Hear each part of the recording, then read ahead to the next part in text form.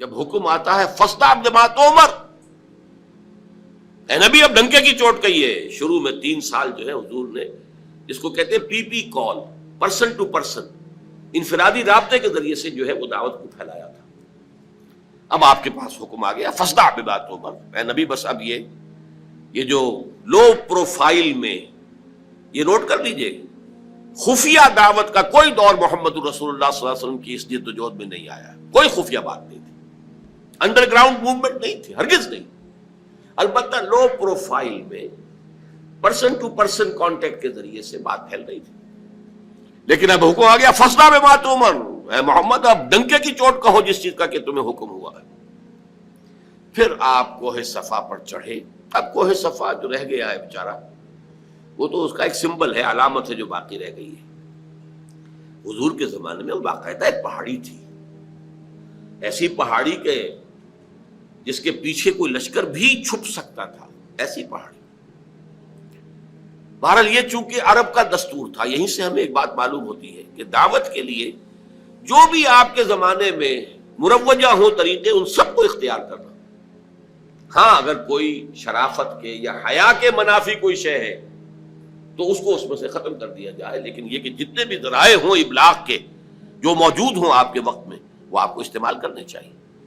جب حکم ہوا فاصدع بما تؤمر تو آپ نے رواج کے مطابق یہ شکل اختیار کی. رواج کیا تھا؟ عرب میں آپ کو معلوم ہے کہ قبائل ایک دوسرے پر حملہ کرتے رہتے تھے، غارت گری ہوتی تھی، لوٹ مار ہوتا تھا.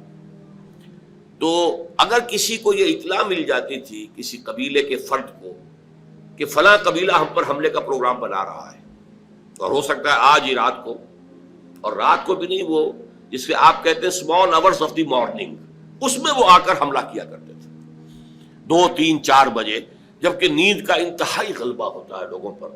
وہ سوئے ہوئے پر آ کر اچانک ٹوٹ پڑنا، قتل بھی کرنا اور لوٹ مار کر کے بھاگ جانا، یہ ان کا ایک عام رواج تھا. تو جس کسی کو اطلاع مل جاتی تھی کہ قبیلہ جو ہے اس طور سے حملہ آور ہوا چاہتا ہے، وہ کسی بلند مقام پر چڑھ جاتا تھا، کپڑے اتار دیتا تھا، مادر ذات برہنہ ہو جاتا تھا، نعرہ لگاتا تھا وا صباحا، ہائے وہ صبح جو آیا چاہتی ہے، جس میں غارت گری ہوگی، جس میں لوٹ مار ہوگی، جس میں کشت خون ہوگا. وا صباحا، وہ صبح، ہائے وہ صبح جو آیا چاہتی ہے.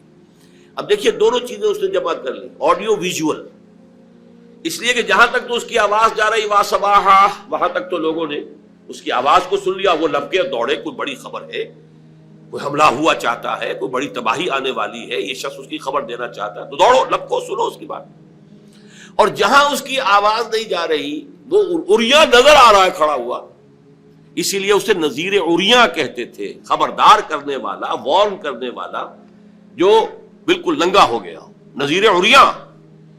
حضور نے اس میں صرف یہ کمی کی کہ ظاہر بات ہے کہ یہ حیا کے خلاف تھی، بات فطرت کے منافی تھی. آپ نے کپڑے نہیں اتارے، لیکن نعرہ وہی لگایا وا صباحا. اب لوگ جو ہے وہ آئے، جمع ہوئے، اونچائی پر آپ کھڑے تھے، لوگوں نے دیکھا بھی، پھر اپنی دعوت پیش کی. اور آپ کے علم میں ہے یہ واقعات تو سب جانے بوجھے ہیں کہ اس مجمع میں سے سگا چچا بولتا ہے تبا لکا لہذا جمعتنا، تمہارے لیے ہلاکت اور بربادی ہو. کیا تم نے اس کام کے لیے ہمیں جمع کیا تھا؟ ہم سمجھے تھے کوئی واقعی خبر تم دینے والے ہو، تم کوئی بات بتانے والے. اور نوٹ کیجیے جو میں نے عرض کیا تھا، وہ پہاڑی کتنی بڑی تھی کہ حضور نے پہلے یہ کہا کہ لوگوں اگر میں تمہیں یہ خبر دوں کہ اس پہاڑی کے پیچھے دشمن کا لشکر ہے جو تم پر ٹوٹ پڑنا چاہتا ہے، تو میری بات مانو گے کہ نہیں؟ یعنی وہ پہاڑی اتنی تھی کہ اس کے پیچھے کوئی گروہ، کوئی لشکر جو ہے وہ چھپ سکتا تھا. تو ان کا ضرور، ایک تو اس لیے کہ آپ بلندی کے مقام پر پہاڑی پر کھڑے ہیں، پہاڑ کے دونوں طرف دیکھ رہے ہیں، اور دوسرے یہ کہ آپ نے تو کبھی جھوٹ بولا ہی نہیں، آپ صادق الامین ہیں. یہ پہلے گواہی لے کر آپ نے بات کی ہے اپنی، میں تمہیں اللہ کے عذاب سے ڈراتا ہوں، آخرت کے محاسبے سے ڈراتا ہوں، جس پر اس نے کہا تبا لکا لہذا جمعتنا، جس پر یہ صورت نازل ہوئی ہے تبت یدا ابی لہب وتب ما اغنی عنہ مالہ وما کسب سیصلی نارا ذات لہب وامرأتہ حمالۃ الحطب فی جیدہا حبل من مسد.